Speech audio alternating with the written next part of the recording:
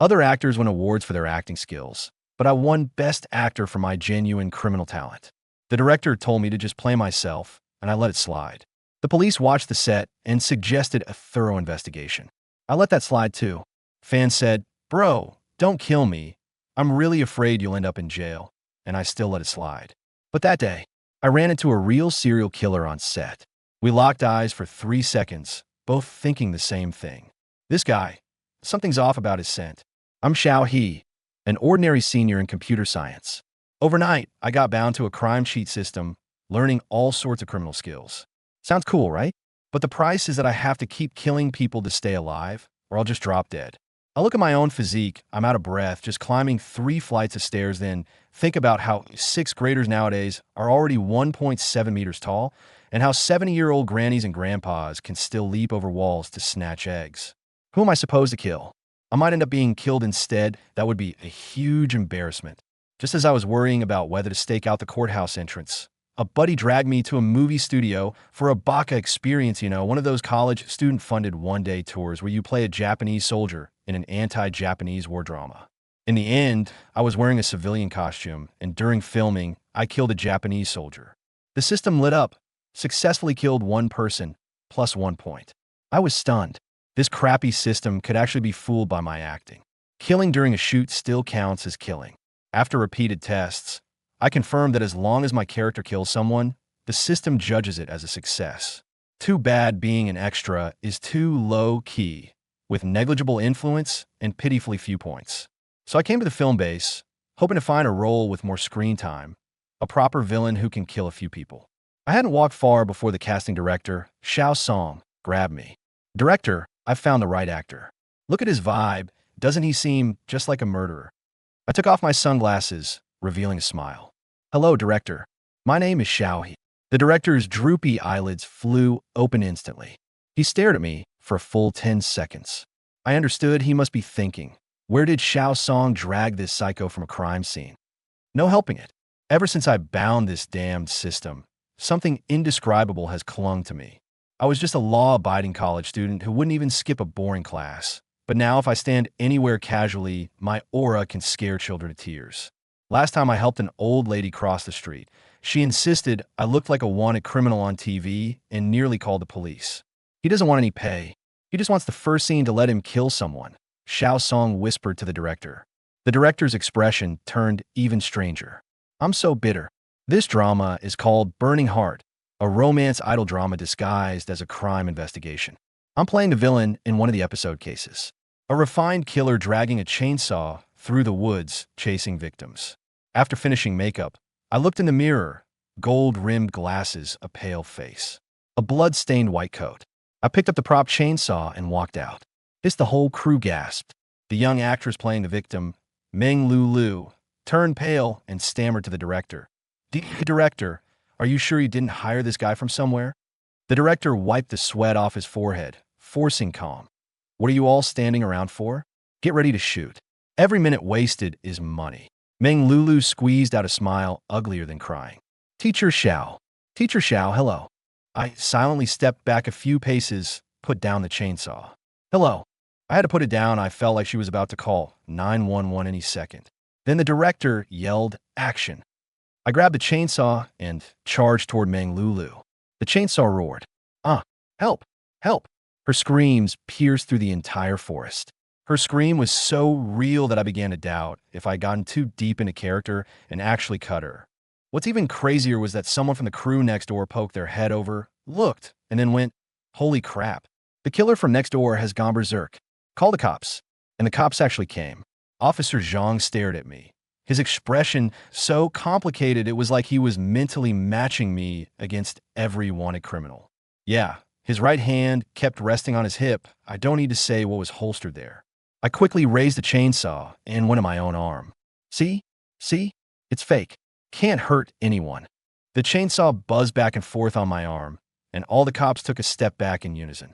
In the end, after checking everything, they confirmed that I was just a student from Shanghai University, with a completely clean record. Officer Zhang patted me on the shoulder and said earnestly, "Do a good job with your acting," but I could clearly hear him thinking, "You'd better actually be acting, kid." After the police left, we continued filming. This scene passed in one take. The murderer I played was shot by the male lead, slowly collapsing to his knees. The chainsaw slipped from my hand, its buzzing gradually fading away. I knelt there, looking down at the bloodstains spreading across my chest, a sardonic smile tugging at my lips. Too bad I didn't kill enough people. Damn, what was I thinking? The director yelled cut. Everyone breathed a sigh of relief. The joy on the male lead, Zhao Shuyu's face, was impossible to hide. I understood him. When acting opposite me, that dignified criminal investigation captain had been so scared his voice trembled. He really couldn't wait for me to leave. I didn't care about them. I just wanted to check the system. Points plus 10. Combined with the points I'd saved up from being an extra before, I now had 20 points in total. I opened the lottery panel. 100 points for one draw. Thanks. I was ticked off. Just as I was about to close the panel, a prompt suddenly popped up on the screen. Newbie special. 10 points per draw, valid for 1 minute. Bring it on. Golden Legendary. Congratulations, you have obtained the bone stripping technique. Auto learned. Congratulations, you have gained plus 30 days of lifespan. Auto exchange for details of the bone stripping technique. Allows you to rapidly strip a living person down a bone, while improving your understanding of human anatomy. Countless knowledge floods into my mind. Human bone structure, joint connections, angles and force of cuts, selection and usage techniques for various knives. Now, give me a person alive or dead, and I can quickly strip them down to a skeleton. I close my eyes. I'm not a pervert. I'm not a pervert. I'm not a pervert. Just as I silently recite it for the third time, someone calls out to me from behind. Classmate Xiao. It's Ho Rongxuan, the director from a neighboring film crew, the one who thought we were actually killing someone and called the police. He's round and plump, with only a tuft of dandelion fluff left on top of his head, swaying in the wind. I watch him warily. Because of him, I experienced my first time being arrested by the police after getting the system. Ho Rongxuan grins. I saw your performance on the hillside. Great acting. I have a role that's perfect for you. Want to give it a try? On the hillside? Isn't that a steep slope? With your build, do you have antelope attributes? What role? He handed me a newspaper. The Ronto Pig Farm Three Brothers Massacre Case. Heard of it? I want you to play the third brother. I opened the newspaper and gasped. It was a real case from 20 years ago in Province C. The Zhu family's three brothers, in order to monopolize the slaughterhouse business, threatened and exploited all their competitors, eventually murdering a family of three, chopping them up, and feeding them to the pigs. The eldest and second brothers have been executed, but the third is still at large. And this third brother was already a depraved scumbag back in high school. School bullying, molesting female classmates, slandering teachers, and finally conspiring with his two brothers to dismember their victims. The most disgusting part? He's still out there, free and clear. The elderly parents of the victims have only one wish: for that beast's face to be spread across the country, so he can never escape justice. So the director wants the killer to be 70 to 80% similar to the real person, and to heavily circulate the wanted poster. Ho Rongxuan said, "Let me see the photo in the newspaper." Then he looked at his own face. Director, he's so ugly. How am I anything like him? The face on the wanted poster was covered in acne, like a bloated pig's head. If they say that looks like me, it's an insult to my charisma. And your physique, Ho Rongxuan patted his chest, guaranteeing that after makeup, no one would recognize you. Just play yourself. Play myself. I felt like I was being insulted, but I still took the job. This drama is called Shi Sheng Killing Life. I'll be in the crew for nearly a month, wearing special effects makeup the whole time. Wearing a layer of fake skin in summer, I'm prepared for my face to break out. After joining the crew, I got to know the main cast. Bao Wei, the best actor playing the big brother Liu Zheong, the powerhouse actor playing the second brother, and Zhuo Jianhua, the veteran actor playing the special case team leader. Bao Wei looked me over, nodded, and said, "Good kid, keep it up." Not bad. I knew he thought I was still in character. He mistook it for method acting again. Oh well, I'm used to it. Besides them, I also noticed one more person, the crew's handyman, whom everyone called Uncle Lee. A lean, honest-looking middle-aged man. He arrived earliest and left latest, diligent and smiling at everyone. The first time we met, he handed me a bottle of water. Our eyes met, and something inside me exploded the taste of blood, metallic and raw.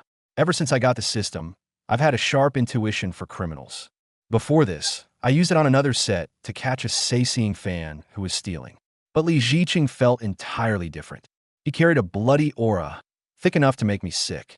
This guy definitely had more than one life on his hands. I pulled out my phone to call the police, but my finger hovered over the dial button and froze.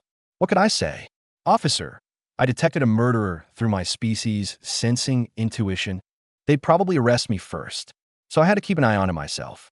After a few days of observation, I discovered Li Ziqing was polite and distant to everyone else, but he was unusually warm toward an actress named Li Hanyue. He always used offering water as an excuse to chat with her, and would sneak glances at her acting during work. In the drama, Li Hanyue played the victim Wu Xiaohua, a poor girl who was bullied, humiliated, and finally chopped up to feed the pigs by the villain. She was also a senior this year, majoring in acting at Shanghai Theater Academy. She was cheerful and laughed easily, polite to everyone, and had never once suspected Li Ziqing. I'm probably the only one on set keeping an eye on Li Ziqing, because I'm looking for clues with the answer in hand, and the more I watch him, the more off he seems. His positioning, his facial expressions, the way he deliberately restrains his movements, he's practically a walking crime textbook. Right now, I'm just playing along with him. He plays the nice guy, and I play the fool who hasn't figured out he's a killer. The question is how to expose him without getting myself caught in a crossfire. That day, Li Hanyue's package arrived at the set, and Li Ziqing conveniently brought it in for her. Teacher Li, your package got sent here. I saw it and brought it over for you. Li Hanyue looked a bit embarrassed. Oh, I filled in the wrong address. Thanks, Uncle Li. Li Ziqing stood there without leaving. His lips moved slightly, as if he wanted to say something. I slid over on my rolling chair and cut right in between them. Teacher Li, can you help me look at this part of the script? Li Hanyue's attention was immediately pulled away. Huh? Where? Li Ziqing's words were choked off. I looked up and shot him a sidelong glance, a look laced with provocation and warning. We had locked eyes like this in the mirror before. We had passed each other on this set and exchanged polite words in front of others, but now only the two of us knew the truth. I knew you had a problem, and you knew I was watching you. Li Ziqing stared coldly at Xiao He, his hand unconsciously clenching slowly. Then, pretending nothing was wrong, he shook his head with a faint smile and silently turned to leave. Such provocative behavior went on for more than half a month for Xiao He. Whenever Li Ziqing got close to Li Hanyue, Xiao He would find all sorts of reasons to interrupt their interaction. To avoid causing misunderstandings, Xiao He's methods were very subtle, and he would often drag Lu Zheong along, making it seem to others that the three of them had a good relationship without arousing suspicion. Of course, except for Li Ziqing. The look in his eyes when he gazed at Xiao He now was already filled with barely concealed murderous intent. But the slaughterhouse scenes were almost done, and Li Ziqing didn't make any extra moves. That day, Xiao He finally completed the unfinished shoot from last time, portraying the insane desire that Ho Rongxuan had demanded. Xiao He, having starved for 3 days, remarked that as long as you only drink water and eat nothing, while someone nearby tempts you with a plate of fragrant fried chicken, you too can exhibit that extreme, crazy desire. According to Lu Zheong, who was watching from the sidelines, and Li Hanyue, the actor involved, when the director called cut and announced that the scene was perfectly done, Xiao He transformed into a beam of light, darted straight to the bucket of fried chicken nearby, and inhaled it in a storm of eating. Lu Zheong even joked that scene was like Chihiro's parents from Spirited Away, the kind that no one could pull back. Xiao He knew perfectly well that this guy was laughing at him for being like a pig, so he kicked Lu Zheong's but hard in annoyance. By now, they were very close, so these jokes and roughhousing wouldn't actually make anyone angry. Whenever this happened, Xiao He still felt emotional. Being able to encounter 2 excellent production teams in a row was really a stroke of luck. And during this time working with the crew, Xiao He had managed to save up 40 points again. This was more than any points he had earned before. Xiao He resolutely decided to keep looking for scripts and keep acting, for no other reason than pure interest, innate talent, and love, exceptional ability. So, when Xiao He was about to finish filming, he began secretly inquiring about casting in other recent productions. The first person he asked was Lu Zheong. Lu Zheong was taken aback, then said in surprise, "Brother Xiao, are you planning to make a move in the entertainment industry?" Due to Xiao He's intimidating aura, it felt like he had a natural 2-meter-tall deterrent effect. Hence, Lu Zheong and Li Hanyue both called Xiao He brother Xiao, even though Lu Zheong was actually several years older than Xiao He, and Li Hanyue was a few months older. Acting seems pretty fun, Xiao He replied vaguely. He couldn't exactly say he was here to legally off people. I do know of something. Lu Zheong hesitated but still told Xiao He, director and Ran has been preparing a new drama recently. It's a modern idol drama backed by a major IP. If you... No. Xiao He quickly waved his hands. I can't handle a modern idol drama. Lu Zheong also felt that Xiao He's vibe didn't suit a romance idol drama. Then he thought for a moment, looking a bit deflated. Sorry, brother Xiao. I don't have anything relevant right now. His agency was currently set on pushing him toward the traffic star route, and filming idol dramas was the fastest way to gain popularity. So, the roles Lu Zheong had been offered lately were almost all idol dramas. The rest had all been rejected by his agent, which made Lu Zheong furious. He was already considering switching agencies. Xiao He understood. Thanks, brother Zheong. No problem. I didn't really help much. Lu Zheong offered advice. You could try asking director Ho directly. Directors tend to have more connections with each other, and if their essay script available, you could try to get in touch. Xiao He nodded. Okay, I'll think about it. Just then, Zhuo Jianhua walked into the lounge. Lu Zheong and Xiao He both stood up to greet him. Although Zhuo Jianhua was the lead actor with plenty of screen time, his scenes were mostly set in the investigation unit. He had few interactions with the three brothers, so they weren't very familiar with the veteran actor, but basic politeness was a must.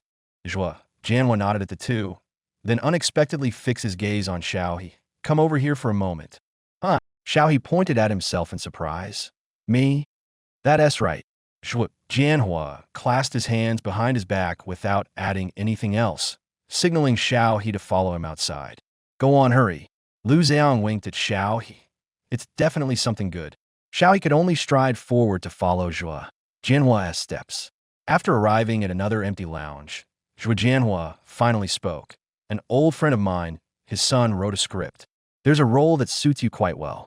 I wonder if you're interested. Xiao He really didn't expect someone handing him a pillow just as he was nodding off. And that person was Zhuo Jianhua, an old senior he barely ever spoke to and had only a passing relationship with. This was both surprising and delightful. May I ask what genre it is? And what's the role like? Xiao He didn't agree immediately and continued to press for details.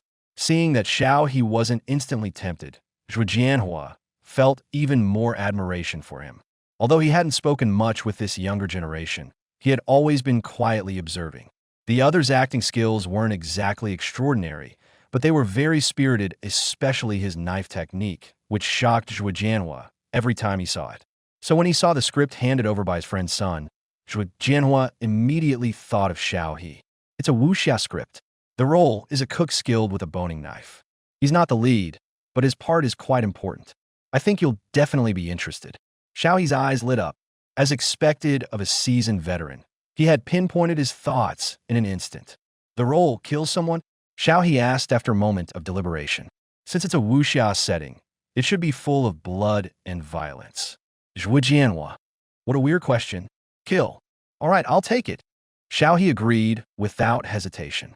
When asked that directly, only a fool would refuse. So before wrapping up Life Killer, Xiao He got the script for The Bandit Catcher. Take the stuff and get out of here. Boss Zhu took a drag on his cigarette, staring at his underling. Those cops must have us in their sights. Third boss Zhu ferociously chopped the meat on the cutting board, his face twitching and contorting, both enraged by the police's relentless pursuit and terrified of approaching death. I'm not leaving. They have no evidence on us. Why should we be scared? You idiot. Boss Zhu spat. We monopolize this business. Too big, someone's bound to be jealous. Those bastards should all be chopped up and fed to the pigs. The Zhu family's lineage must not be broken. Zhu Laoqi also spoke up at this moment. You need to head up the mountain right now. I've taken you through the mountains behind before you know them better than those bastards. Once you're in, just keep hiding. Don't come back. Then let's go together. Zhu Laoda slapped Zhu Laosan across the face. Damn it, I said get lost. If I weren't the main suspect right now, do you think I wouldn't want to run? All that schooling has gone straight to waste. Zhu Laosan was stunned by the slap, but quickly came to his senses. He decisively packed his things and stuffed them into his backpack. When dawn broke the next day, his figure had completely vanished on the way to school. By the time the police arrived at the slaughterhouse to arrest the three Zhu brothers, they only found the eldest and the second. No one knew where the third brother had gone, and that disappearance lasted more than 20 years. Congratulations on wrapping up. After finishing this final scene, Xiaohe wrapped up, along with Li Hanyue, who also finished her scenes. Lu Zhang handed flowers to Xiaohe and Li Hanyue respectively. Thank you. Xiaohe looked at everyone, his eyes also tinged with reluctance and emotion. The past month in the film crew had been a truly novel and unforgettable experience for him. Xiaohe felt that he would probably not forget it for a long time. Even Bao Wei and Zhuo Jianhua came over to congratulate him. Ho Rongshuan patted Xiaohe on the shoulder and said earnestly, I originally wanted to introduce you to a director, but I heard from Teacher Zhuo that he has already made his move, so I won't compete with him. Let's work together if there's a chance in the future. Xiaohe quickly thanked him. A few people gathered around Li Hanyue to offer encouragement, and the atmosphere of parting was especially strong. However, when Xiaohe looked at the 100 points he had painstakingly saved up, the sorrow of parting instantly vanished, and he couldn't help but want to laugh up at the sky. Finally! He had finally grinded out 100 points. This also indirectly showed how inhuman Zhu Laosan was, getting under Xiaohe's skin to the point of irritation. Thinking about the scenes he had shot, Xiaohe sincerely hoped that the day would come when Zhu Laosan was caught. With this hope in his heart, Xiaohe pressed the lottery button. The lottery interface was still as plain as ever, and the prize popped up the moment he clicked. Congratulations on obtaining Hacking Skills Beginner. It has been auto-learned. Details of Hacking Skills Beginner. A beginner-level hacking skill logged in the database, more conducive to committing criminal acts on the internet. Xiaohe was dumbfounded. What is this even supposed to be? I'm a computer science major myself, and you give me a beginner hacker skill? Who are you looking down on? Drawing this is no different from drawing nothing. The next moment, Xiaohe was slapped in the face hard. Suddenly, a wealth of hacking-related knowledge flooded his mind, far surpassing anything he could learn in school. It was as if a door to a new world had been opened, elevating his use of computers and networks to a whole new level. If before Xiao he was just an ordinary programmer who wrote code, aiming only for it to run rather than being perfect, then now he was a black ghost who could freely traverse the network, delve into kernel mechanisms, and push the boundaries of the law. That was a completely gray domain. But this was not what surprised Xiaohe the most. This is just beginner level? Xiaohe clicked his tongue in amazement. Beginner level was already enough to rank in the upper middle range both domestically and internationally. So what level would higher grade hacking techniques reach? Unfortunately, there was no way to know for now. After packing up, Xiaohe planned to return to school first and wait for the filming notice from the new crew. He called Li Hanyue to come along. Li Hanyue waved her hand and instead invited, a friend is coming to pick me up. Brother Xiao, why don't you ride back with me? Xiaohe glanced at the ride-hailing time on his phone and was about to agree when an unfamiliar black car slowly pulled up beside them. Teacher Xiao, Teacher Li, where are you heading? I can give you a ride. The window rolled down slowly, revealing Li Ziqing sitting in the driver's seat, speaking to the two of them. Xiaohe recognized Li Ziqing and immediately became wary. Li, aren't you staying with the crew today? The director asked me to buy some more props. Li Ziqing explained, an obscure emotion flickering in his eyes. Get in the car. It's not easy to get a taxi around here. What's this guy's intention? Xiaohe squinted his eyes.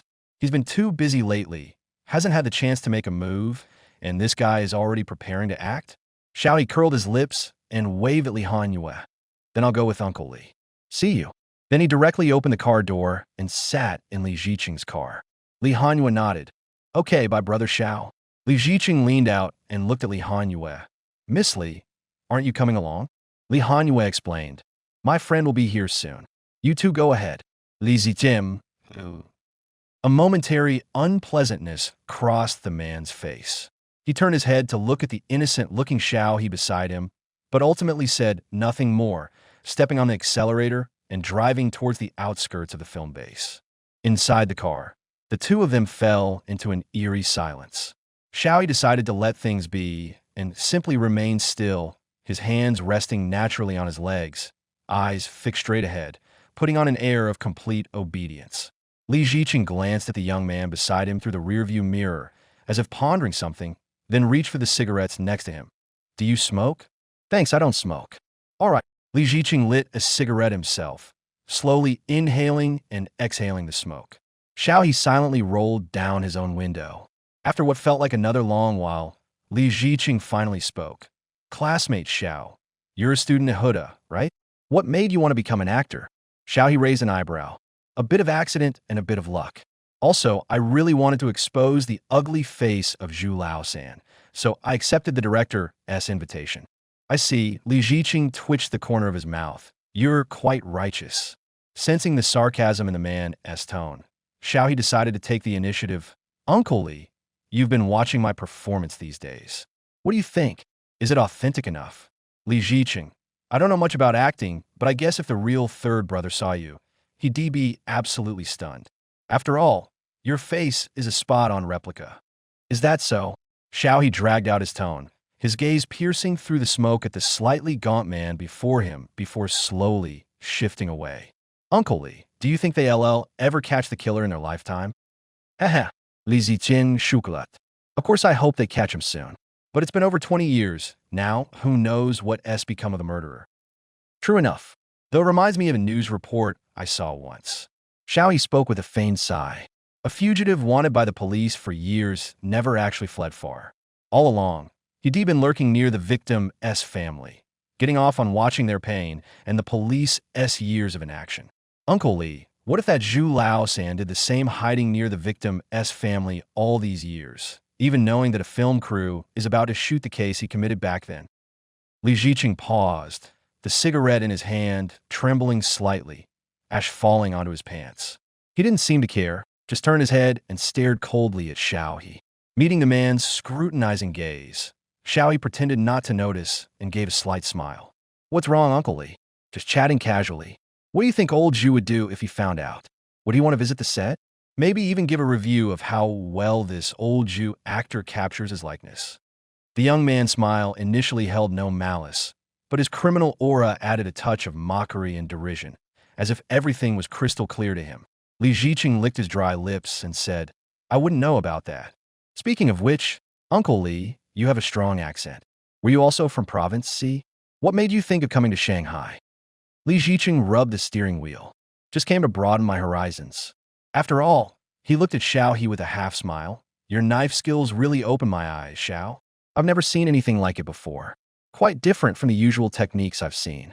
Classmate Xiao, how did you practice that knife? It's the boning knife technique. The young man said softly. Uncle Li, you know, boning is all about efficiency and aesthetics. If your moves are fast enough, you can even see the target's muscles twitching from residual nerve reflexes, the bones beneath the blade almost dancing. If you're too slow, the knife might get stuck in the bone gaps, making a creaking sound, which would severely compromise the completion and efficiency of the work. Li Ziqing's eyes narrowed slightly. Oh. He looked up at the rearview mirror, and the young man in the mirror seemed to know he was being watched. His gaze shot through the mirror, locking eyes with Li Ziqing. Those pitch-black eyes, just like someone's from 20 years ago, held pure malice. Uncle Li, have you ever experienced that? The car let out a sharp screech as the tires skidded against the ground, then crashed into the rear of the vehicle ahead.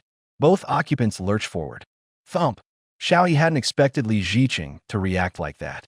His nose smacked straight into the seat in front of him, tears almost bursting out, while Li Ziqing also twisted his neck, wearing a pained expression. Are you okay?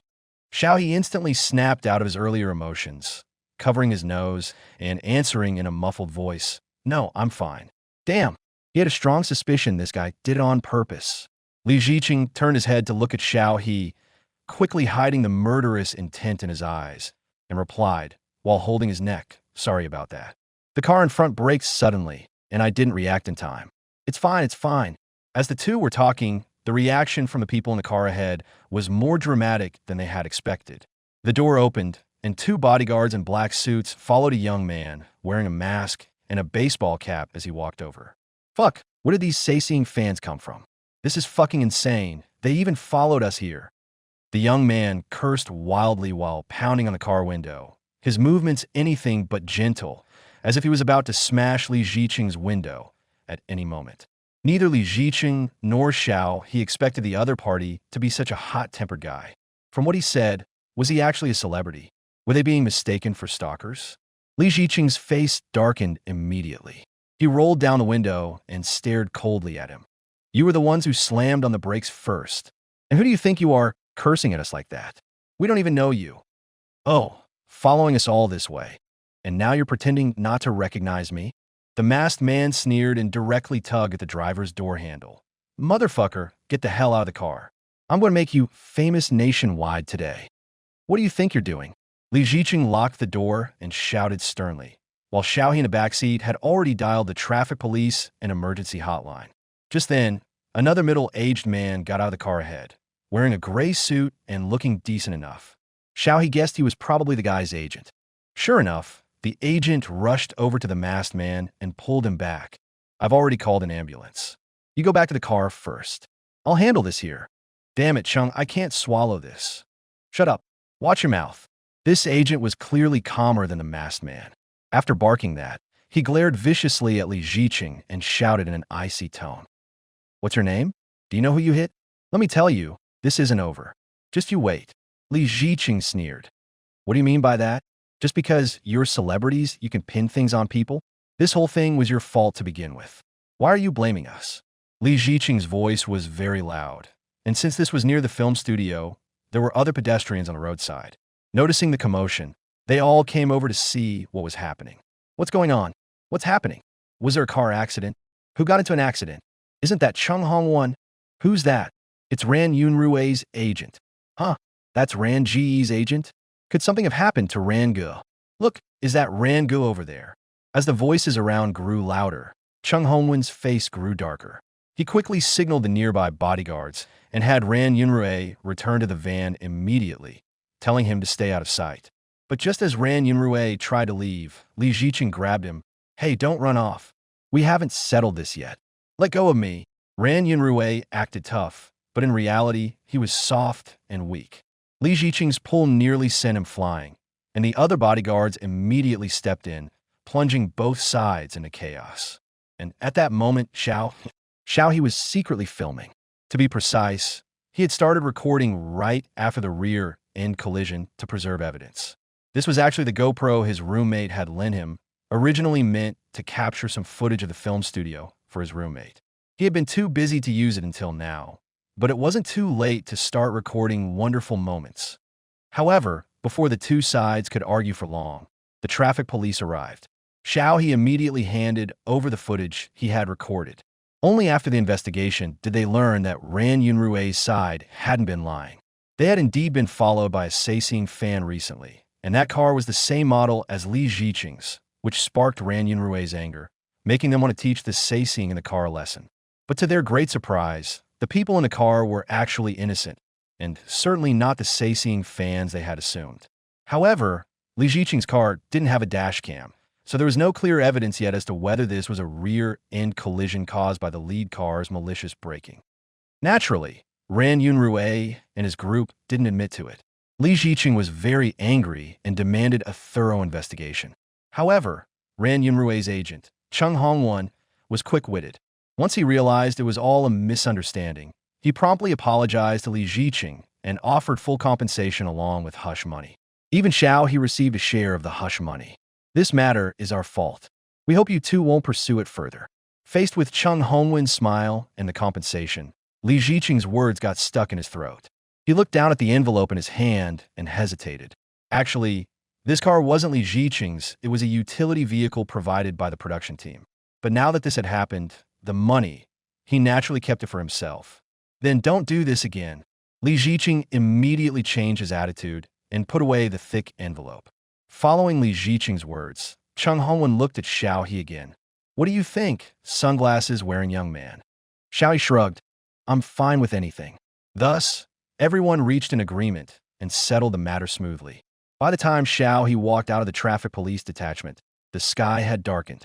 Street lights had gradually lit up along the road. Xiaohe let out a long breath, following the light of the street lamps with his eyes, and unexpectedly discovered that across this road was the local police station within this jurisdiction. Xiaohe glanced at Li Ziqing, who was still talking to Chung Hong-won, and rubbed his chin hesitantly. This was a great opportunity. The killer was already here, merely across the street. But although all kinds of probing had essentially confirmed the speculation in Xiaohe's mind, identifying Li Ziqing as the fugitive Zhu Laosan from the prototype of slaying life, so far he had not caught any evidence against Li Ziqing. I also wonder if Li Ziqing had plastic surgery. His face doesn't look like the wanted photo from back then. No wonder the police hadn't noticed anything after all these years. Moreover, Xiaohe had secretly observed earlier when the traffic police routinely checked Li Ziqing's ID and driver's license. They didn't find any issues with his identity, meaning Li Ziqing might have assumed someone else's identity for all these years, and no one had even discovered it. Just thinking about it gave one goosebumps. Perhaps Li Ziqing had committed other murders over the years. But this Li Ziqing was truly strange. He actually came to the film crew to watch the crime he had committed himself. This act of delivering himself on a silver platter was really absurd. Just as Xiao was immersed in his thoughts, the person who had passed by him earlier suddenly turned back and stopped beside him. Xiao? He quickly looked up to see who it was, and found it was the rookie Officer Li, whom he had met during the false alarm at the previous film set. Officer Li? Officer Li glanced at Xiao, then at the police station opposite, and asked with a somewhat complicated expression, "Student Xiao, what are you doing here?" Standing at the entrance of the police station with a hesitant and conflicted look, this scene somehow reminded Officer Li of the man who had come to turn himself in last week after murdering and dismembering his wife. Could this guy also be turning himself in? Xiao had no idea that Officer Li had developed an inexplicable criminal filter toward him because of the previous incident. On the contrary, he felt somewhat delighted to see Officer Li. "I ran into something, just got it sorted." "Officer Li, are you heading back to the station?" However, the misunderstanding persisted. In Officer Li's ears, Xiaohe's words were automatically revised. "Ran into something, got caught committing a crime. Just got it sorted, just got released." Sigh. Being able to come out means it's not a big deal. Officer Xiao Li let out a regretful long sigh, raised his hand and patted Xiao on the shoulder, speaking earnestly. "What's done is done. Take it as a lesson. Be more careful from now on. Focus on your acting in life. I'll take my leave now. See you actually. I hope we don't meet again next time." Xiao? "Okay, sure. Wait. Why does something feel off?" However, Officer Xiao Li had already hurried away. Just as Xiao was about to call him back to explain, Li Ziqing had finished his conversation and walked out. Watching the distant figure in the blue uniform, Li Ziqing's eyes darkened slightly, with a hint of barely perceptible resentment and vigilance. "You know the police?" He looked at Xiao, his expression showing a shock that seemed to say, "You betrayed us all." "Xiao, who betrayed? Who's in the same group as you? I'm a staunchly good person. I never do bad things." "No, how did Li Ziqing match? He couldn't really think I'm the same kind as him, could he?" Xiao was shocked, but at the same time, he found it oddly reasonable. His own criminal aura was so strong that even the police couldn't help but suspect him. So it made perfect sense for Li Ziqing to think he was a kindred spirit. So did that guy think he was also eyeing Li Haoyue? Xiao was speechless. He didn't want to be kindred spirits with this guy at all. Forget it. Once he got back, he would quietly report this guy. Xiao believed that once the police received the tip, they would definitely investigate thoroughly. He didn't believe this person had no flaws at all. "That guy, he's my good buddy," Xiao said deliberately. "We're really close. He heard I was having some minor issues and came over to check on me."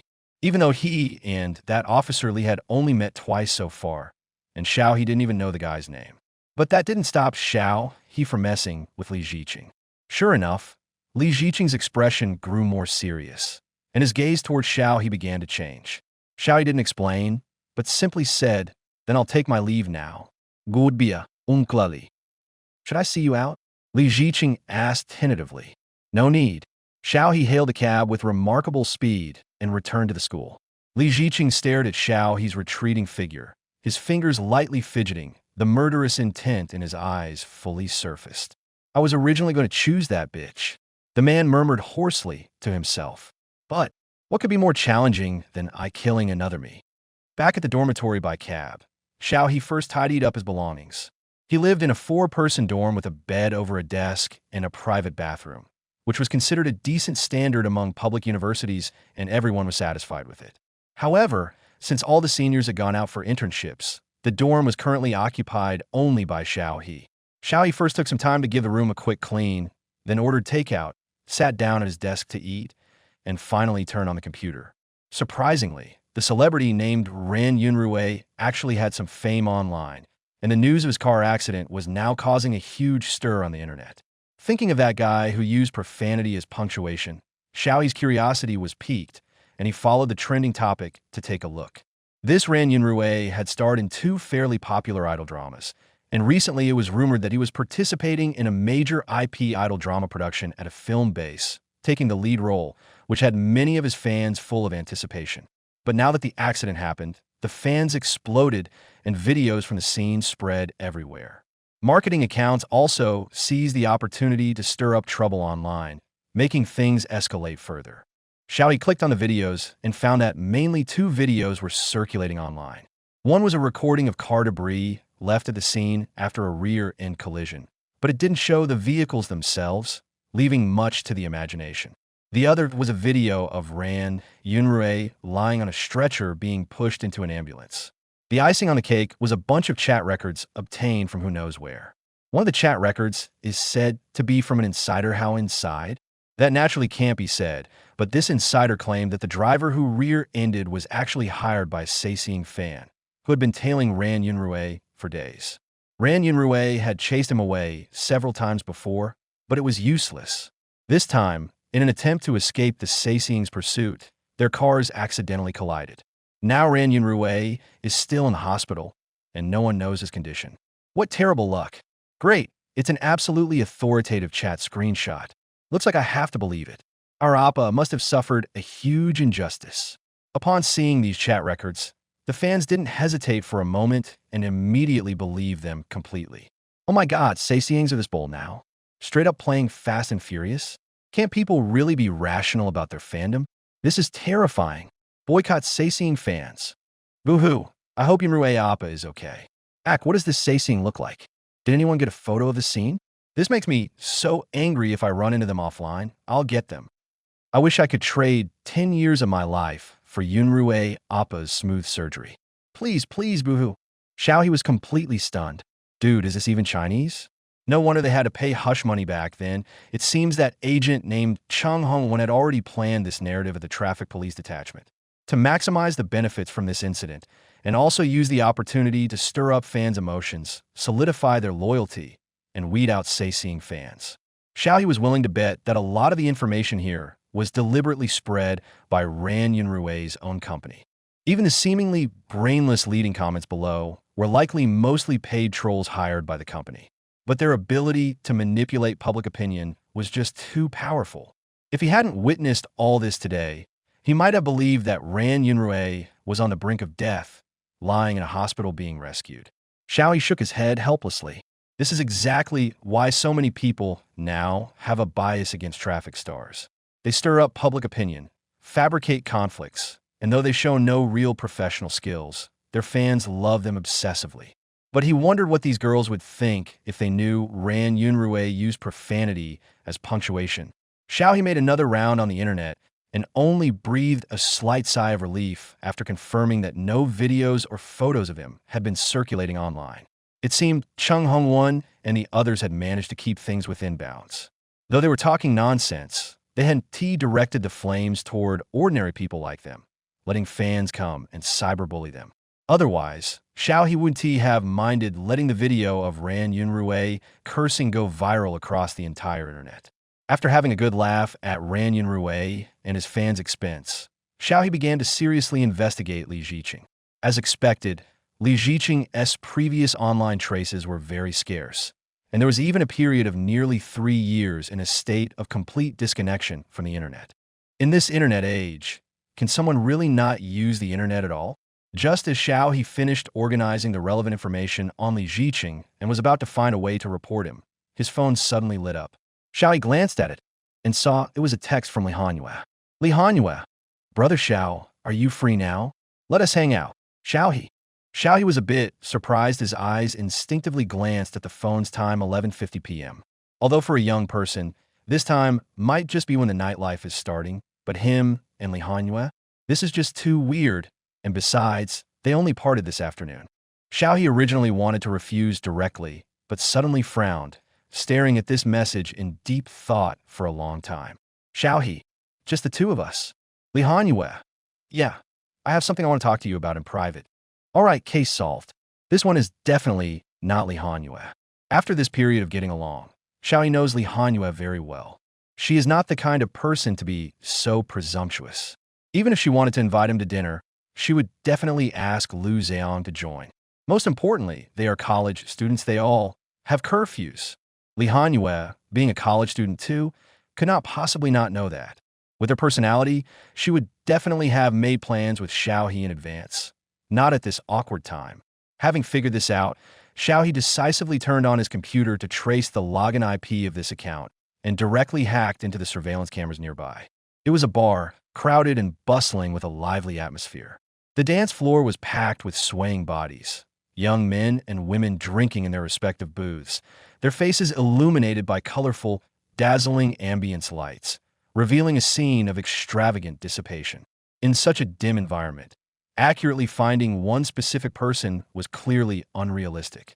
Moreover, the possibility that the other party had already prepared to avoid surveillance couldn't be ruled out.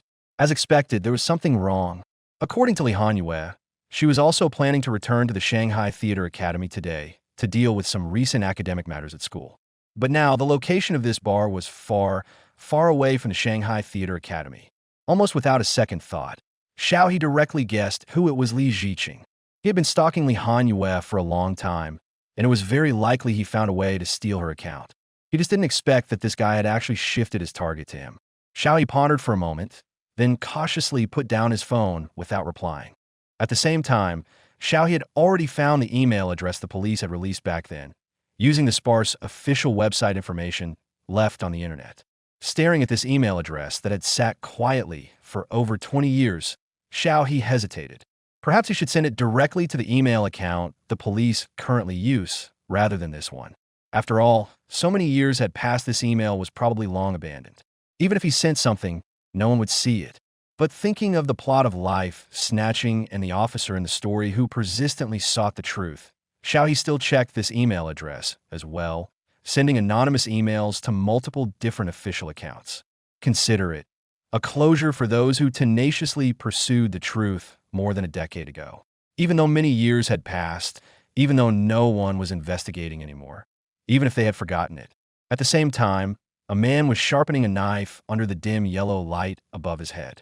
The ceiling still faintly transmitted the excited music and the boiling footsteps of people from the bar upstairs, but the man only slightly lowered his head, continuously rubbing the butcher knife in his hand. The silver-white blade flickered in and out of view under the light. Buzz, buzz. Not far behind the man, his phone vibrated incessantly with incoming calls, but he remained unmoved, his eyes burning with fervor and devotion, his entire attention fixed on the knife. Finally, the phone fell silent, and the man had finished sharpening his knife. He looked up at his masterpiece, watching the blade gleam, and on his originally somewhat simple face, a hint of madness gradually emerged. Just wait and see. Zhu Lao-san, will sooner or later, The butcher knife slammed heavily onto the chopping board, producing a dull thud. The light bulb overhead seemed startled, flickering weakly a few times before going out completely. The entire space suddenly plunged into darkness. City of Rome, Province C. Tonight, Wu Jiangwo felt as if something was weighing on his mind. He tossed and turned in bed, simply unable to fall asleep. Dad must be asleep. Don't disturb him. But this email is very important. My dad said before that if I saw it, I had to tell him. It's too late tonight. Telling him tomorrow morning would be the same. The couple whispered to each other by the door, but unexpectedly the door in front of them suddenly opened with a whoosh. Old Man Wu looked at his son and daughter-in-law with confusion. What's the matter? Dad, you're still awake. Wu Junxiang breathed a sigh of relief. Dad, that special email you mentioned earlier just suddenly went off. I heard it when I was shutting down the computer. Do you want to take a look? Wu Jiangwo was stunned for a moment. Email? It's that email that automatically logs into your computer every day. Before Wu Junxiang could finish his words, the next moment he saw his father dart toward the study with swift strides. The couple, frightened, quickly followed, afraid that the old man might get too worked up. In the study, when he saw the red dot blinking again on the email that had been untouched for over a decade. The old man's hands were trembling. If anyone from the film crew had been here, they would have recognized that this old man, Wu Jiangwo, was the real-life inspiration for the male lead in Life Devourer. He was the head of the special task force that investigated the case back then. Over 20 years had passed. The vigorous young detective from back then now had a head full of silver hair. Even though he had solved countless cases in the first half of his life and received numerous honors and praises, his heart inevitably harbored countless regrets. Among them, the case of the Zhu brothers from Rongtou slaughterhouse was one of his deepest knots. Back then, in order to gather more intelligence and traces of the fugitives, the police set up many reporting channels. Even clinging to a sliver of hope, they created a special email address, publicly soliciting evidence and leads on the Zhu brothers, especially regarding the whereabouts of the third Zhu brother. Unfortunately, after all these years, the email inbox had received only a handful of messages. Later, after Wu Jiangwo retired, he still held on to that obsession. So he applied to take the email address from the bureau, logged into it on his computer, and would check it from time to time. But so many years had passed, even his computer had been replaced several times. That email inbox remained silent, never receiving any new messages. Now, even Wu Jiangwo himself had given up hope. Unexpectedly, Wu Jiangwo closed his eyes and took a deep breath, telling himself to take it calmly and not get his hopes up too high. He had been disappointed many times before, hadn't he? Finally, Wu Jiangwo adjusted his mindset and, with trembling hands, clicked into the email system. The police-established email account had no spam ads. When Wu Jiangwo opened it, his inbox was still clean aside from a few emails received over a decade ago. There was only one at the very top, sent recently today. He put on his reading glasses and carefully examined it. Gradually, a mix of shock and complex emotions spread across his face. When he saw the photo and surveillance video in the attachment, Wu Jiangwo's heart suddenly raced. His eyes widened like copper bells, staring unblinkingly at the person's appearance and movements. Wu Juanxiang and his wife beside him were so frightened they barely dared to breathe. So many years had passed. The person from back then had long since altered their appearance, and even their voice and physique had undergone earth-shattering changes due to growing up. Yet Wu Jiangwo still recognized them at a single glance. Even if the face has been altered through plastic surgery and the body shape has changed, there's one thing they rarely notice: the ears. A person's ears are mostly set after adulthood, and the shape, size, contour, and earlobe form vary from person to person. When these people undergo plastic surgery, they generally wouldn't specifically have their ears altered. Thus, the ears become one of a person's unique identifiers. As an experienced veteran detective, Wu Jiangwo's eyesight remained sharp even though he now needed reading glasses. Besides, he had never forgotten that person's appearance over the years. He had even imagined what the person might look like now in his dreams. This man is Zhu Laosan. Xiao He had no idea how great a stir his few emails had caused.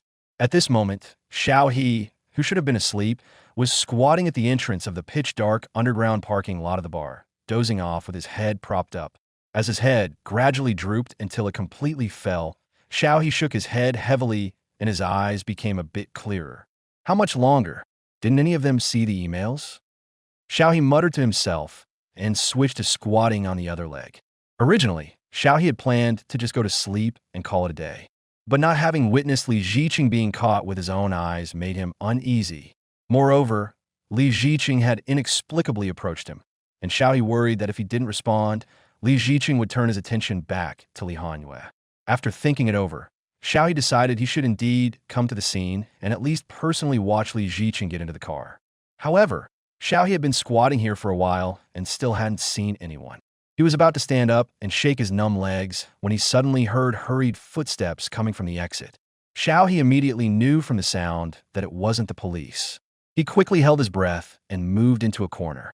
Then, he watched as a man, just as thoroughly bundled up as himself, walked out from the backlit area and sneaked deeper into the underground parking lot. The parking lot in this area was usually still in use, but the infrastructure was poor, with many light bulbs burned out and garbage scattered on the surrounding ground. Additionally, because Xiao He was crouching in the corner of the exit, his body completely blending into the darkness, that guy hadn't noticed at all that there was someone hidden in the corner. Xiao He sniffed and inexplicably caught a scent of blood. At this time, at this place, at this critical moment, who could it be? Xiaoyi had a bad premonition. He hesitated for a moment, gritted his teeth, and still chose to follow quietly. Having been in the darkness for a while, Xiaoyi's vision was exceptionally clear. He precisely avoided the garbage on the ground and slowly followed the person deeper into the parking lot. A minute later, he heard a hoarse voice not far away. "Why did you change the target? Why aren't you answering my calls? What does it have to do with you? Get lost." Xiaoyi's ears perked up instantly. "Don't be ungrateful. Pucci." Perhaps the darkness amplified one's senses. Xiao, he could even clearly hear the sound of something piercing flesh and splitting open. Then came the sound of someone stumbling and falling. Holy shit, shit, shit. Xiao he quickly pressed himself against a pillar, fully focused on the commotion over there. Had he just stumbled onto a crime scene at the worst possible moment? Who died? Li Ziqing, or the person who just came in? What's going on with them? A falling out among partners? Xiaoyi's mind raced as he quietly activated his pre-prepared backup plan. Wee woo, wee woo. The bar upstairs, which had been blasting loud music, suddenly switched gears, turning into a police siren scene.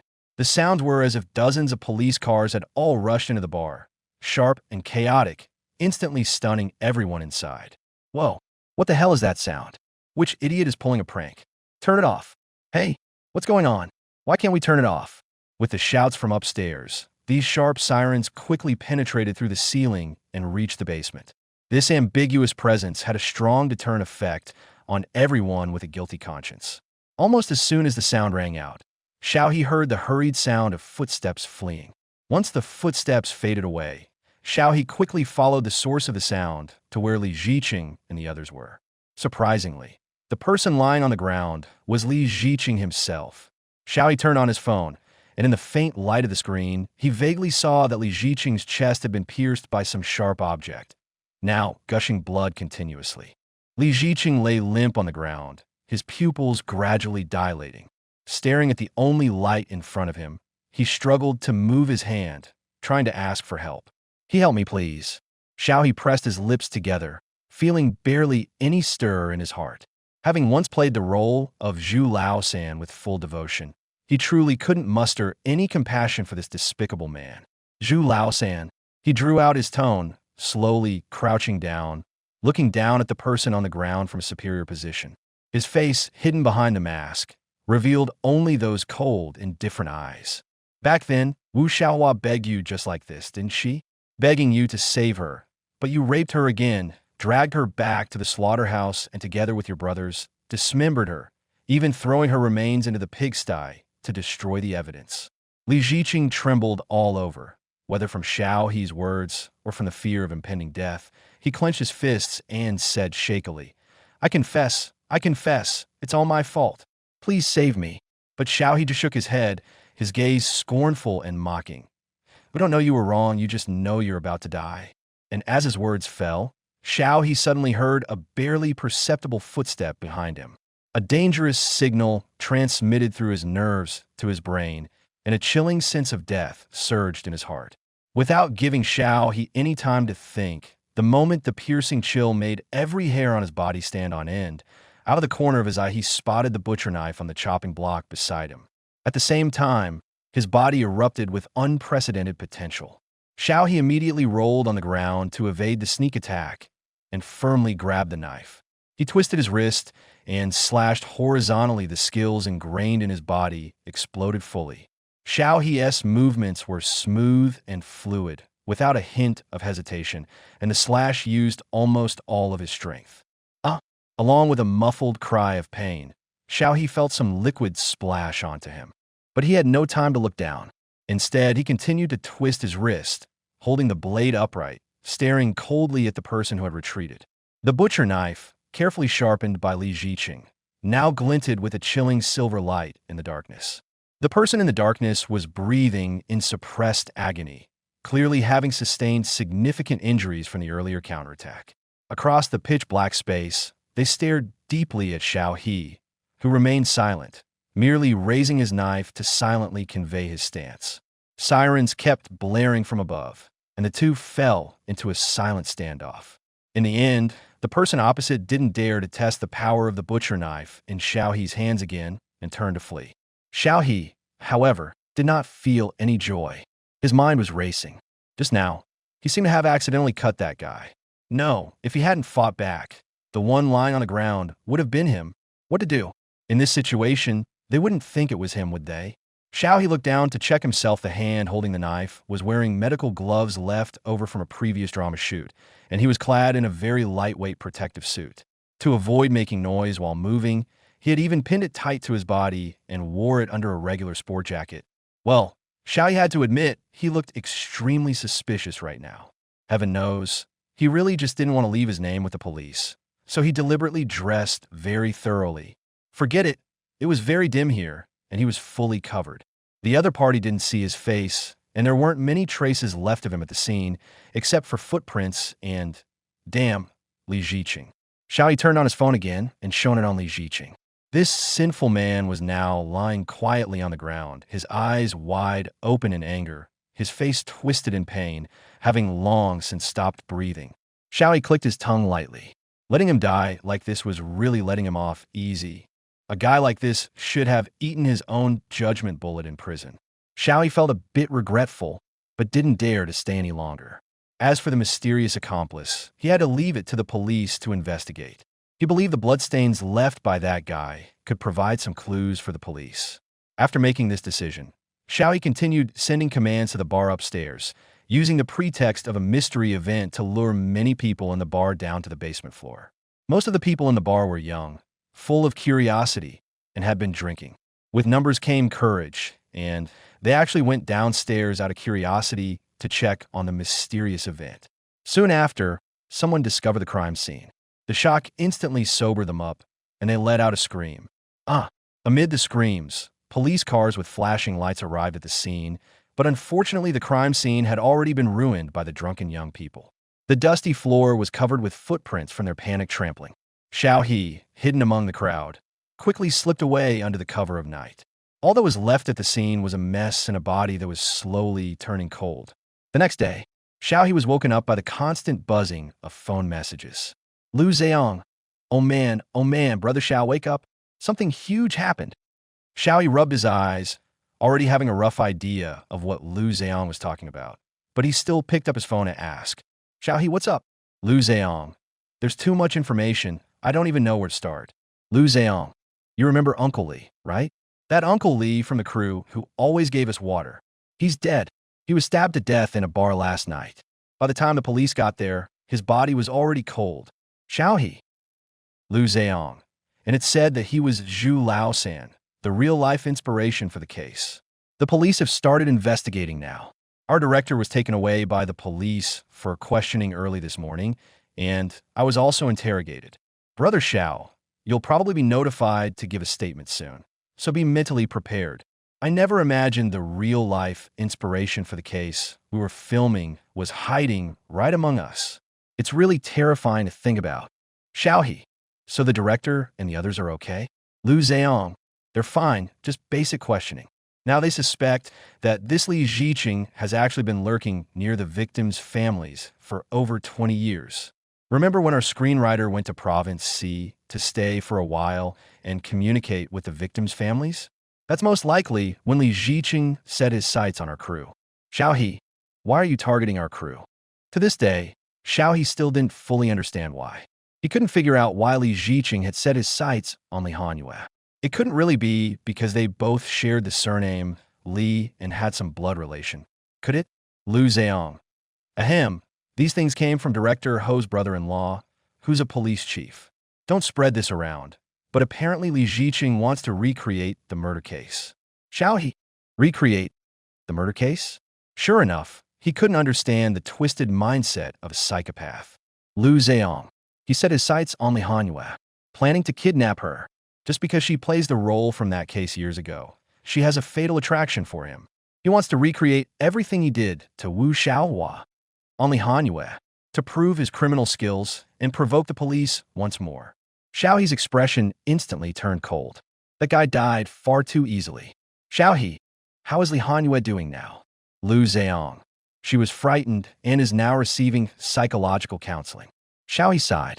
Li Hanyue, as the actress playing Wu Xiaohua, knew best the injuries and pain that Wu Xiaohua had suffered back then. And this was a close call where acting nearly became reality. How could this not fill one with fear and lingering dread?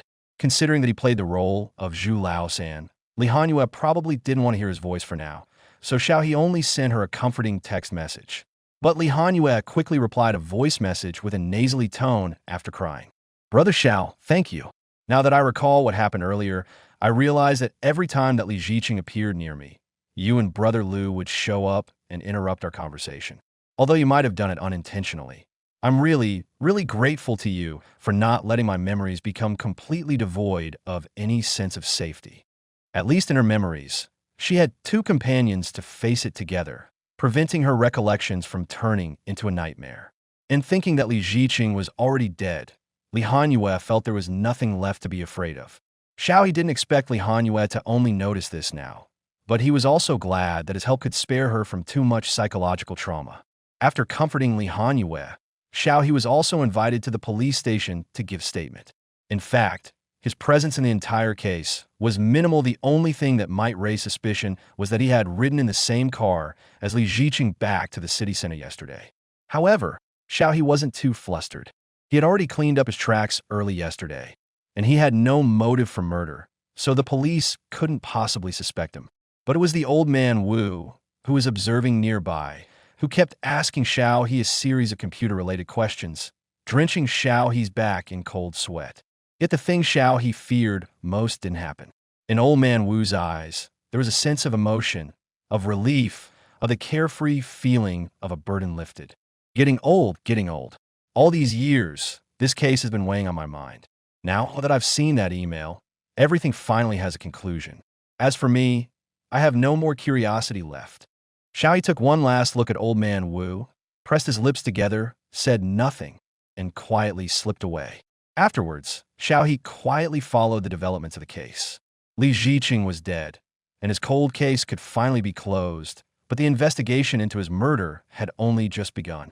After examining the blood left at the scene by the killer, the police made a startling discovery. At the scene, in addition to Zhu Laosan's DNA, there was also that of another fugitive. This fugitive, named Shi Wei, had brutally murdered his lover and parents years ago, taken 3 lives, and fled with the money. The police had been searching for him for 7 years. No one had expected him to appear here, let alone be connected to Li Ziqing. However, it was said that both men were from C province, and it was very likely they had met while on the run. Judging from the scene, Shi Wei and Li Ziqing had apparently gotten into a conflict, and they ended up wounding each other, resulting in 1 dead and 1 injured. Unfortunately, after this appearance, he vanished without a trace, and the police once again lost his trail, unable to apprehend him. As for Zhu Laosan's case, after more than 20 years, it had finally reached its conclusion. The victims' families personally came to Shanghai to thank the police and the production team, saying that if it weren't for the production team drawing out Li Ziqing, they might never have gotten a satisfying answer before they died. Although Li Ziqing didn't face legal trial, knowing that he had not lived well over the years and was eventually killed by someone else, they were able to let go. Director Ho Rongshuan's face was almost splitting from grinning. He never expected such good fortune to fall on their production, and he hurriedly called Xiaohe back to reshoot, determined to shoot a complete ending for this case. A few days later, Xiaohe, having finished the reshoots for Killing Life, officially joined the Catcher of Thieves production team. Catcher of Thieves was recommended to Xiaohe by veteran Zhuo Jianhua. The director and screenwriter were the same person. When Xiaohe picked up the script, he met this person, once a young man about the same age as him, named Lin Yipeng. Lin Yipeng had just graduated from the Eastern Theater Academy last year, and currently had no notable works to show. He was practically unknown in the industry. Any normal actor would most likely turn down this role. After all, martial arts films are in decline these days, with little market to speak of. Even if you grit your teeth and finish shooting, it'll only end up on streaming platforms. And a director like Lin Yipeng is the biggest red flag of them all. But Xiaohe was no normal actor for him. As long as he could kill, that was enough. The two of them together made a perfect match, neither in a position to look down on the other. Besides, from a reader's perspective, Xiaohe actually thought The Bounty Hunter was a pretty decent piece of work. The story is set during the Xuanhe era of the Song dynasty. At that time, the emperor was obsessed with art and neglected state affairs. Corrupt officials ran rampant, and the economy was on the verge of collapse due to war and corruption. The people were burdened with heavy taxes and lived in misery. The protagonist is a wandering bounty hunter who makes a living by catching thieves for rewards, what we now call a bounty hunter. During one pursuit after accepting a wanted notice, the protagonist accidentally gets caught up in a case of smuggled official salt, becoming the central target of multiple factions. Yet he himself has no clue whatsoever. He doesn't even know why so many people are after him.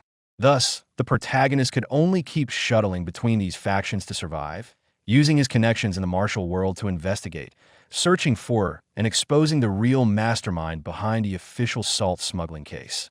The plot is somewhat cliché, still revolving around the core theme of a true hero serves the country and its people, but the protagonist isn't the traditional righteous knight. Instead, he's a money-grubbing miser.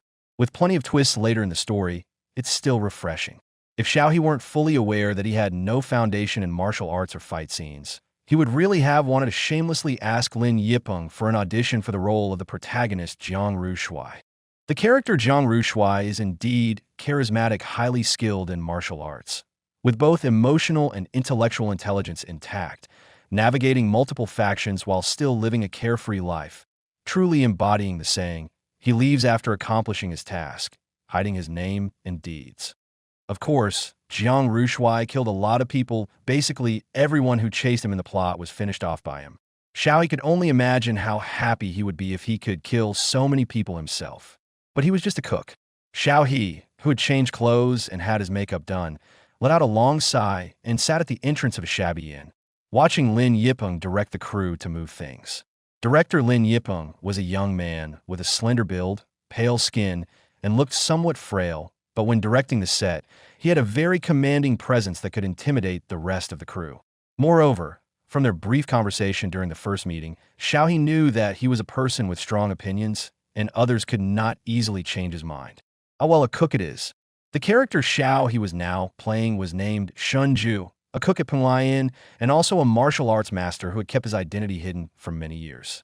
In the past, he was famous in the martial world for his terrifying bone-splitting knife skills, but later chose to become an ordinary cook at Penglai Inn, helping the landlady with odd jobs and dealing with troublesome guests. Don't get the wrong idea, the inn doesn't make human meat buns. They just use it to grow flowers, plant trees, and cultivate their temperament. And Jiang Rushui was a good friend Shinju had made while traveling in the martial world. Normally, when chasing down a bounty, Jiang Rushui would pass by Shunju's place and shamelessly drop in for free food and drink, even borrowing money from Shunju without any intention of repaying it. It could be said that if Shunju hadn't chopped Jiang Rushui up to fertilize his flowers, it was only because he truly regarded him as his best friend. In the story, Jiang Rushui was hunted by multiple factions, and neither the righteous nor the unorthodox dared to harbor him. Only Shunju could still provide Jiang Rushui with a place to hide, giving him a chance to catch his breath. Later on, he even brandished a boning knife to fight through the encirclement for Jiang Rushui, allowing him to successfully escape with crucial evidence. It could be said that Shunju didn't appear often, but every time he did, it was at a critical moment, making him one of the more important characters. Xiaohe was still quite easy to please. "You must be Shunju," a voice came from beside him. Xiaohe looked up and saw a young man dressed in a heroic warrior's outfit. The man had sharply defined features, a hard-edged face, and beneath his sword-like brows were bright, piercing eyes. Just looking at him, one could sense the heroic and chivalrous spirit of a martial arts figure. Pu Rong, the male lead of this production. According to Xiaohe's online search, this guy used to be a child star, but later quit the industry to go to school, gradually fading from the public eye. Based on paparazzi reports, Pu Rong's grades weren't particularly good, so he later switched to a sports major, studying martial arts. Now, taking on this role is probably his way of using his strengths to regain attention, return to the public eye, and re-enter the acting profession. But Xiaohe didn't understand how Lin Yipeng had convinced Pu Rong to be in his film.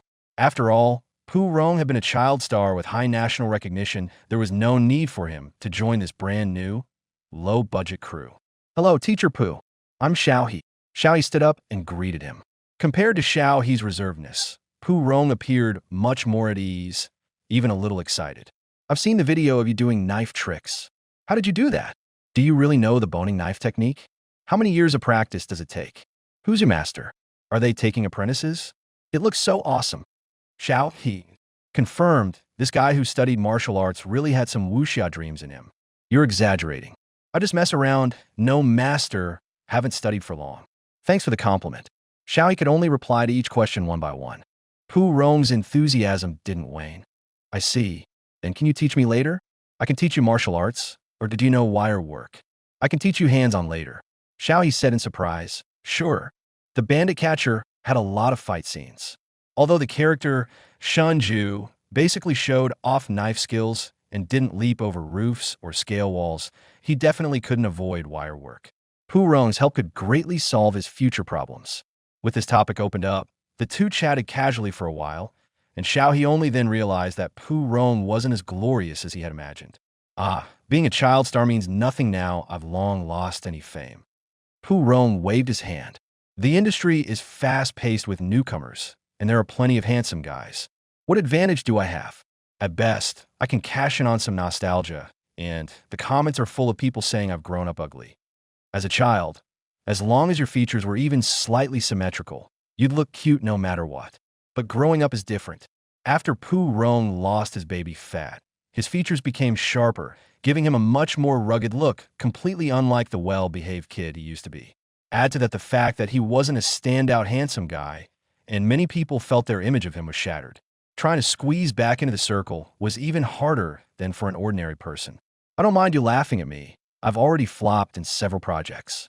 Luckily, not many people watch me now, so few know about it. Pu Rong let out a bitter laugh. This drama is the last leading role I could fight for. If it doesn't work out, I'll probably just retire and go back to running a martial arts school. Xiao He listened and offered comfort, while feeling a deep sense of regret in his heart. People's circumstances are truly so different.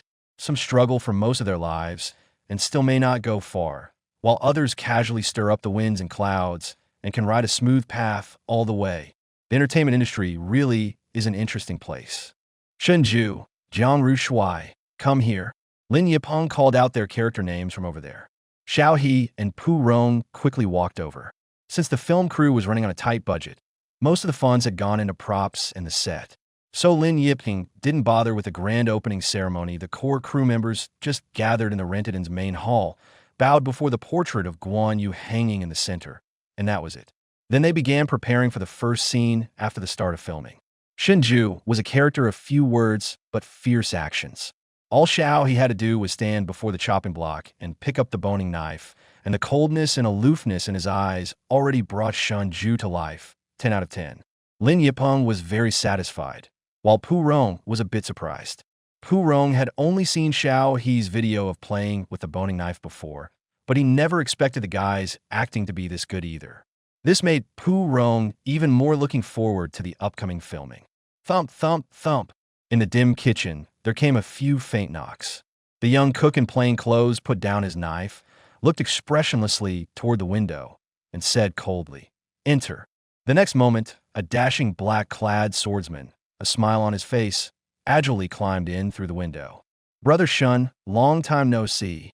As he spoke, the young swordsman, as if entering his own home, casually grabbed some fruit nearby and put it in his mouth, while his toes deftly hooked a jar of strong liquor from the floor into his arms. Then he lazily flopped down next to Shenzhou, sprawling sideways on the wooden table like a lord. The whole series of movements was smooth and graceful. Before Shenzhou could even reply to the swordsman's greeting, the man had already lain down to help himself to food and drink, as if he were the master of the place. Shenzhou had a lot to say, but still didn't kick him out. Instead, he picked up the boning knife on the chopping board again and silently divided the ingredients. "I've heard about what you've been up to lately. Now, both the martial world and the imperial court are after you. You need to be more aware and not bring trouble to me." Jiang Rushuai happily took a gulp of wine. "It's too late for that. Who in the martial world doesn't know about our relationship? I'm afraid those people have already caught up." Shenzhou lowered his eyes. "Then I'll just have to throw you out." Jiang Rushuai rolled his eyes and then said very aggrievedly, "But hasn't Europe been closed for several days? When those people come, they'll all stay at the inn, and the landlady's flower business will be saved. Shunju said nothing, just picked him up and threw him out. Talk to the landlady yourself. Jiang Rushui was thrown out of the window by Shunju, then landed lightly on his feet. He tossed the wine jar back onto the windowsill and said with a grin, "I got it. No need to thank you for the great favor." Shunju rolled his eyes and slammed the window shut. At this point, Xiao He and Pu Rong's first scene officially ended. One take. Lin Yiping checked the footage and then highly praised their performance. Pu Rong unfastened his wire harness, gave Xiao He a friendly smile, and looked more relaxed. "You cooperated well." Xiao He also gave him a thumbs up. It's teacher Pu's excellent skills. The moves of flipping through the window with one hand and hooking the wine jar with his foot were all done by Pu Rong in a single take, very smooth with no mistakes. As for Xiao He's move of lifting Pu Rong and tossing him out, it also relied on Pu Rong's cooperation, otherwise he wouldn't have been able to make it look so effortless. Thinking this, Xiao He felt it was a bit of a pity with skills like Pu Rong's, he should shine in action scenes. With the successful completion of the first scene, the crew's morale gradually rose, and the shooting at the inn went unexpectedly smoothly. A busy day passed in such filming. The crew was all staying in a small hotel near the film base. After returning to his room and washing up, Xiao He was ready to lie down and rest. But at that moment, his phone rang. It was an unfamiliar number. Xiao He didn't recognize it. However, he had been meeting many people lately, even a few agents, so Xiao He decided to answer. "Hello, is this Brother Xiao?" A somewhat familiar voice came from the other end. Xiao He thought for a moment, then asked, "Is this Brother Song from Burning Heart?" The role in Burning Heart was the first time he officially transitioned from playing extras to playing a villain. So Xiao He naturally wouldn't forget. Yes, it's me. I didn't expect Brother Xiao to remember me," Xiao Song said happily on the other end. Of course. Xiao He was a bit puzzled. Is there something wrong with the filming? Could there be some scene they needed him to reshoot? No. It's just that our web series is going live next week, and we hope you can help promote it when the time comes. That's soon. Xiao He was surprised. From the time he finished filming to now, it was at most 2 months, and in that short span, they had completed the remaining filming, editing, submission for review, and all other processes. The speed was beyond Xiao He's expectations. Xiao Song, however, was used to it. Small budget web dramas, this is all standard practice. And we got lucky this time. A platform we're working with had some issues with their originally scheduled show. So a slot opened up, and we just slid right in. Although it was rushed, it was the off-season, and there were no other popular shows airing at the same time. So their small crew could take advantage of the gap to get a piece of the pie. So everyone on the crew was very satisfied with this outcome. As for the rest, they would just have to see how it went after the release. "Okay, I understand," Xiao He replied. "But my account is new too, so I might not be able to help much with promotion when the time comes." "No worries, Brother Xiao. Just send me your account information, and when we start promoting, we'll tag you." "All right, got it." After hanging up with Xiao Song, Xiao He immediately set up a new account on his phone and sent it to Xiao Song. Following the principle of "since we're here," Xiao He also checked up on the traffic accident celebrity, Ran Yunrui, from last time. After a series of fan manipulation tactics, Ran Yunrui finally recovered and was discharged smoothly, starting to work diligently. The farce had ended, and the hype gradually died down. Among the most liked comments was one from a top fan of Ran Yunrui, rising for love to the clouds. Actually, Brother Ran took the initiative to lower the hype this time. He just didn't want to cause a massive online backlash or take up too much public resources. He is truly a very, very good person. I hope everyone can look at this incident rationally, boycott the existence of say-seeing fans, and stop looking for the driver who caused the rear-end collision. Also, don't post widespread comments. Let's not cause trouble for Brother Ran. Thanks for your cooperation, Yunbeos. Under this comment section, many other Ran Yunrui fans chimed in with supportive words. It was clear that Ran Yunrui's agency or his manager was quite skilled. They knew when to quit while ahead, maximizing benefits from the incident while leaving a good impression on everyone, truly getting the best of both worlds. Xiao He shook his head with a complicated expression. They had no idea that it was all orchestrated by their brother himself. It was a pity for the genuine feelings of these girls.